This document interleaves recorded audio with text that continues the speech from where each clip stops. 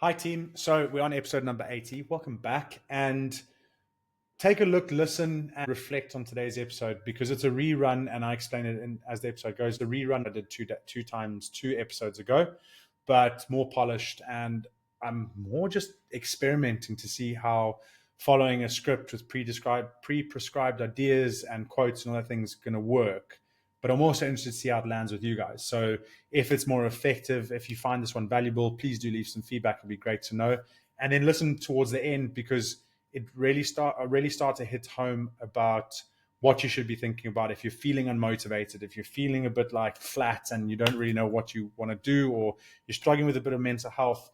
Sometimes the answer isn't what everyone's saying it is. Sometimes it's just on the other side of what we can't see or right in that blind spot. And I'm hoping today can help you uncover that. So enjoy. Welcome back to the Identity Human podcast with your host, Don. How's everyone doing? And thank you for joining me once again. I'm really excited for today. Well, I am really excited in a weird kind of way, so bear with me, right? I know that the intro would have told you a little bit about what we're doing. I sent out, so not the last episode, but before that, I had done an episode about your dream. So as I'm going through this, I really want you to think about what your dream is, or if you've ever had a dream, or if you don't have a dream, or really start to let your mind think about that. Or if you do currently have one and you just can't take the action, or you're struggling on the belief of that. And that dream can be dream of self, dream of business, dream of lifestyle, dream of anything, because the principles don't change. I want to really hone in on that. And what happened 2 episodes ago, so if you haven't listened to that, go and listen to that. It's unstructured, it's raw, it was just off the cuff. And what I ended up doing is went and uploaded that transcript to ChatGPT, and I said, just assess this, because it's obviously hard for me to say to you guys, can you assess it and tell me where you do better, because I really want to make sure that we are delivering value and making a difference. There's thousands of podcasts out there, and I don't know everyone's intentions, but I want to make sure that if you're spending your time, because time is valuable, listening to this, then you've got to come away with a bit of value. You've got to come away with something that goes, yeah, that's going to make a difference, because it's all these little things that are adding up. So I got it to assess my episode, and I said, just give me some high performance feedback, hold nothing back, and it did, and it gave me some structure. And then I sent the email out and I said, I will redo this episode in a slightly different way. So it's going to be the same as that one two times ago in terms of principle, but I'm going to do it according to the script that I've got here, and let's see where it goes. So the first element I have to start off with, have you ever felt like you've lost the fire for something you used to dream about? Like reality crept in and it just got muted. And this episode's for you. Like you once had a crystal clear vision, and now you find yourself disconnected, distracted from it, or unmotivated, or not believing, but you've got it, it's there. And there could be a fire within, it could be something that you already started and you started to chase, but things started to happen, right? And you start to get further and further away. The best example is any New Year's resolution you've set, because that's where it is, the dream about the person that you want to become, the business that you wanted to start, the business that you did start. For me, I had, in my past, it was rugby. It was always a clear vision of like, you want to get to the top. Well, actually, for me, it was slightly different. I never had a vision of, say, playing for England or professional rugby. It's like, it was always a vision of having a happy family, and rugby enabled me to do that. But with GAS, so the gaming athlete, I definitely had a crystal clear vision.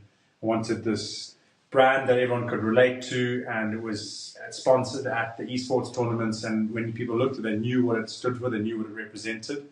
They wanted to be part of that, and just by being part of it, lifted up who they were for themselves. It allowed them to realize what they should and shouldn't be doing that wasn't beneficial to their health, their surroundings, who they were. And funny enough, that's kind of what Identity Human is, just without the gaming brand on it, right? Now, I have been, say in the last month or two, I've been sitting with that same kind of tension that I just said before, which is where you've got the crystal clear vision, or you had it, and you've kind of gone away from it. But you are motivated, but you're not taking the action. As in, you're motivated. When you think about it, if I was sitting with you here and we were talking about it, you would be like, yes, I really want to make that difference. I'm so sick and tired of this. I want to be there. That's where I want to be. But there's something that's creating tension. So I'll ask you a question I asked myself the question, did the dream die, or did I just get vague about what it really meant to me? Now, that's what I want you to think about, is what does it really mean to you? Because the dream would have been there for a reason. It would have had something that at that moment you wanted to solve, you wanted to add value to. But as the dream starts to fade, or your motivation starts to dwindle, or you start to get doubts, that's where I think the real work starts happening. I want you to think that the dream didn't die. And I'm pausing because I want to make sure that this is right. So the key idea of this is it's not the dream that's dying, or that's died, or that doesn't mean anything to you. It's just that it's vague. Now, what does that mean? It's like if you wrote one sentence when you first thought of it, it would be very clear. And that desire, the emotion, the expression, that how it pulls you, that's what's important. And you've got to keep reminding yourself that, because we start on our journey and then so reality kicks in and you've got partners, money issues, kids, tiredness, health. And I think one thing I really highlighted in the scripture is the voices of others. That one there, right? That one there is, you can be going, you can have the belief, but at the wrong time, the wrong moment, someone else's opinions, voice, beliefs can penetrate when you're not resilient to that, when you're not aware that they shouldn't. And I've in previous ones, I've called these accidental mentors, these people that you think know what they're talking about, they've been there before, but actually they had their own reality, they had their own obstacles, their own challenges, and they will unintentionally, I don't think accidental mentors, they are accidentally putting a negative belief on you. They don't intentionally do that, because they had that challenge for themselves that they couldn't overcome, so then they started to buy into the belief that that was all that there was, that there's no point in going down there. And those are the ones you've got to be really careful of. Like you can always find perspective with kids, can't you? Well, if you're around the right people and you've got the right thinking, there's ways around that. But the voices of others go unchecked, because you'll have a conversation, something will seep in, and you very rarely will regurgitate that elsewhere for it to be checked, and you'll just let that simmer. There's that famous Jim Rohn example of like, watch your coffee. I want you to go and Google that and see what he says. But there's a quote here, reality is often just inherited doubt that feels like wisdom. But I'm going to say it again, reality is often just inherited doubt that feels like wisdom. I think just let that sink in. It's other people's limitations, whether they use science, experience, all that kind of stuff, those are their limitations. That was their context. And I want to really reignite this belief, this reality, because it's that same thing. Like if you aim for the star, if you aim for the moon and you miss, you end up in the stars. There's so much that you can achieve in pursuing a big dream that you're always going to end up in a better place than where you are if you didn't try at all, because you didn't believe you could get there. Okay, so I really want to kick that back in. So just a bit of, you can bring in psychology and you can say the dream is there and all that kind of stuff, but what can very easily undermine that is someone will say you just don't have it in you, or they will limit you according to your background, your genetics, your personality, all that kind of stuff, right? Now, Robert Sapolsky, which I did mention in the episode two episodes ago, he's written a massive book called Behave, and it's a fantastic book if you have the time to go and read through it and listen to it, because he takes it deeper than deep. He looks 1 or 2 or 3 layers down from what everyone takes away. And the main principle that I want to give you is he talks about genetics. So genetics do not determine behavior. It's the presence of genetics in certain environments that the environment then unlocks that gene. Does that make sense? So yes, if you have a gene and an environment unlocks it, you can either succeed or not succeed. But genetics will not automatically make you succeed in any environment. So if you just think about that, there is still an element of choice and influence. Like I said, is the voices of others. That's an example of an environment and what it feeds you and how it genetically makes you interact or react or how you go about things. So there is a principle I'm saying a lot lately, is that two truths can exist at the same time. There isn't one fundamental truth, unless you want to go really technical, I get it. But when someone else disagrees with you, they may be right, but that doesn't mean that you're wrong. It's it's the degrees of truth that you need to find that make sure you can keep taking the momentum. And I just wanted to reemphasize that Robert Sapolsky's work is really good if you're someone that doubts your progress because you think that your version of reality is not the actual version of reality. If you think that genetics, or you think first of all, you're imaginative and you're very much on the mental side of things, as you believe, even if someone else says you can't, if you see that there's a possibility where everyone sees doubt because they keep saying, well, look, this happened before, therefore that'll happen again, or you just don't have what it takes in you because of your background. Go and read that book, because it really does, for me, it tackles all those objections that you may have if you're highly imaginative or non-binary in a binary world, if that makes sense, because it shows you that there are nuances to everything that we base as solid, unbreakable truths, that they actually aren't unbreakable truths. They're an interpretation of a truth that has a lot of context, but not all of it. It is almost a story of evolution, and I want you to realize that you are either someone that will, even out this evolution and make sure it all runs smoothly, or you're someone that wants to break it. But if you're someone that wants to break that and keep us rising up, and you listen to the people that are inherently going to want to make sure it's all running smoothly, they'll bring you down to that level. It doesn't mean it's a bad level. And also the flip is that if you're an imaginative and you want to keep breaking levels, you can go too far and lead people astray. So there's always going to be a balance. You've really got to focus in on you and what your dream is and how you approach it and what you're prepared to go through. Now, I want you to think of one dream that you've been realistic about lately. Okay, or someone else has told you to be realistic about that. And I want you to just question why. Why should you be realistic about that dream? Because if you're too realistic and you achieve it, it means it's not going to have that greater effect. It's going to be well within your comfort zone. If it's in your comfort zone, it's not going to stretch you. Probably not going to motivate you that much. And it's also not, you're going to be slightly disappointed when you see that you reach that dream and you're like, why didn't I think bigger? Okay? So just question that version of reality and what reality actually means. And don't be drawn away from what you originally wanted. All I want you to do is you don't need a new dream, you need a 10 out of 10 desire. That's the main theme of that previous episode, and it's not changed.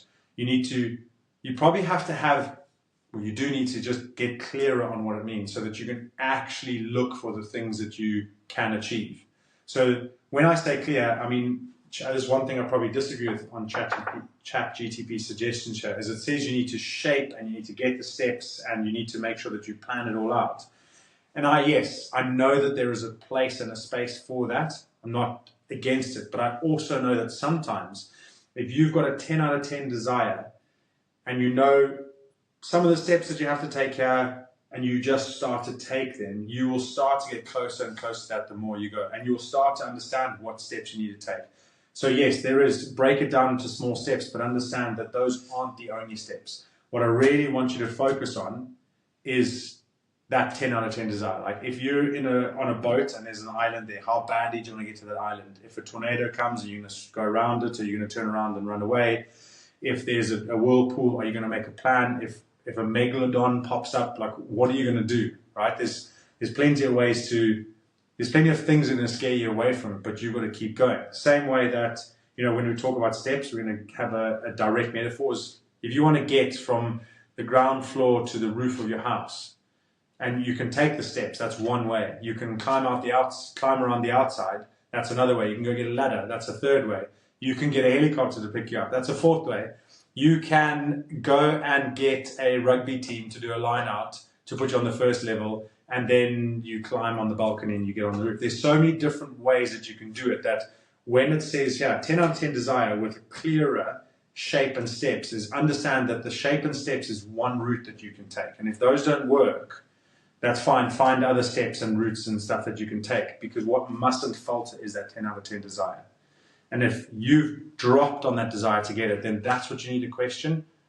because then you'll automatically start to see your different options. Now, that's the main message of this, is like, if you're feeling unmotivated, vague, depleted, all that kind of stuff, don't try and do the morning routines that people suggest. Don't try and do something different. Just focus in on that and watch how easy the other steps become. So yes, our 5-day challenge is an element of these smaller steps, but it's all based off of the first question I ask you, is that 5 years, like, how's that desire? Because if you don't have it, these ones aren't going to work. But if you do have it, these ones are great foundations to get there.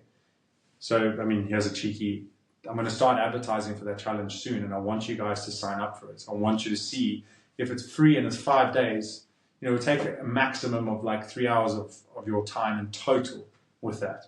And that could change your life, right? All because it's asking the right questions, it's tapping into certain things, and it's going to create awareness. So just wanted to plug that shamelessly now, because I genuinely do think if you're listening this far and you are resonating with what I'm saying, then that's probably the next best step for you. Now, the question isn't, do I want this? The question is, what about this do I want the most? And that's going to come to your dream, for example. So if you've got that dream, don't question, like, is this the dream for me? And I've been doing that. Like, I do that a lot. I think sometimes it is good to question it just to make sure you are on the right path. But it's more about, what about this do I want most and why? So what about this dream really excites me? That's where you start to get that clarity, and you start to go, yes, it's great. So let's say, for example, the gaming athlete, it has this great brand and all of that, but the money and the significance of that wasn't what it meant. It was the fact that you were creating belonging, that I understood that specifically. I knew, and if I could affect a parent that has 3 kids, and that those 3 kids could have a better effect on themselves, then, when my kids grow up and they interact with those 3 kids by chance, we've raised a level. There's like, that specifically is like, I wanted that kind of effect to happen. The money was a side effect. You can go and, have greater goods and charities. You can go and be philanthropic in whichever way you want to.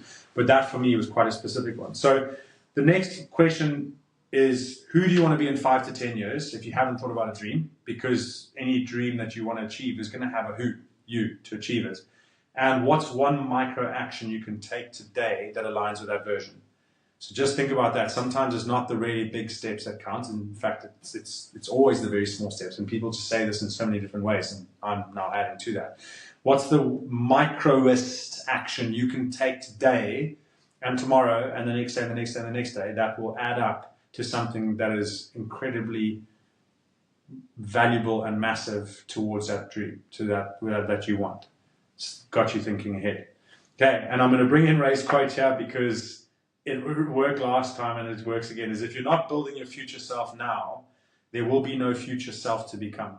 So if you haven't thought about who you want to become, then what are you building towards? You could go towards anywhere. If you're on a boat in the ocean and you're like, yeah, I'm just driving. Great, you could end up on a great, like, amazing paradise island, or you could end up in Skull Island with King Kong. I was going to say Hong Kong, with King Kong, or you could end up on some deserted lava island with red ants that are going to kill you as soon as you step on there. You don't know. So you've got to think about that combination. I really like what Ray said there. So remember, if you're flat right now, it may not be burnout. It might be that your dream got blurry.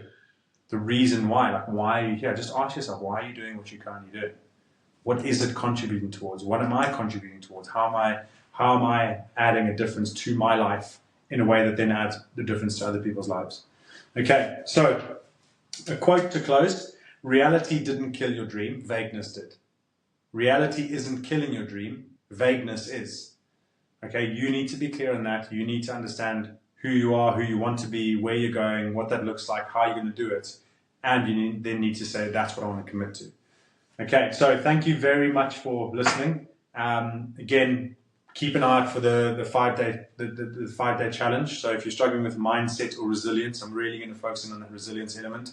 That means like the resilience to be consistent, the resilience to be the person to get to this dream that you want to achieve. You're going to need a form of resilience.